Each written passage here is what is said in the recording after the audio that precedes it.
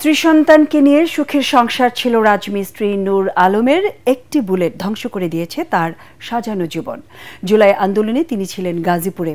সেখানেই বুলেটের আঘাতে প্রাণ হারান নূর আলম। তার বিধবা স্ত্রী খাদিজা বেগম সহযোগিতা পেলেও মানবেতর দিন কাটাচ্ছেন নূর আলমের অসুস্থ বাবা। কুড়িগ্রাম প্রতিনিধি MS সাগরের প্রতিবেদন, জানাচ্ছেন ঐশী গোস্বামী প্রমা। জীবিকার তাগিদে গাজীপুরের রাজমিস্ত্রির কাজ করতেন নূর আলম। গত বছরের 20 জুলাই কাজ শেষে বাসায় ফেরার সময় গাজীপুর চৌরাস্তা এলাকায় ছাত্র জনতা ও পুলিশের সংঘর্ষের মাঝে পড়ে গুলিতে মৃত্যু হয় শহীদ নূর আলমের। বাবাকে হারায় শিশু আব্দুল খালেক।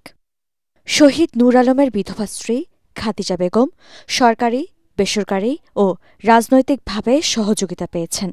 কুড়িগ্রাম কৃষি বিশ্ববিদ্যালয়ে অফিস সহায়কের চাকরির ব্যবস্থাও হয়েছে তার।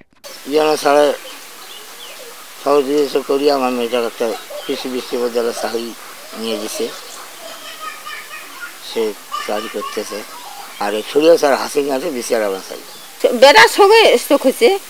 কুড়িগ্রাম তো অরিখোনা নিয়ে গেছে, অরিখোনা সামলি বের পায় নাই, কাছে ঢাকা নিয়ে গেছে।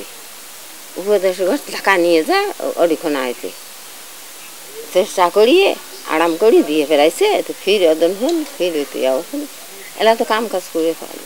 মানবেতর জীবন কাটাচ্ছেন শহীদ নূর আলমের বাবা আমির হোসেন।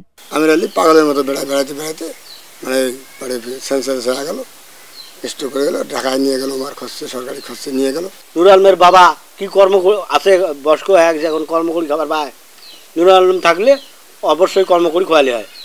মানে রাস্তা কোনো মতে চলি ফিরি খাইতে পারে, কিন্তু কর্মটা যে করবে এটা তো পায় না। জুলাই আন্দোলনে সকল শহীদ পরিবারকে সহায়তার দাবি সচেতন মহলের। Bureau report, ATN Bangla.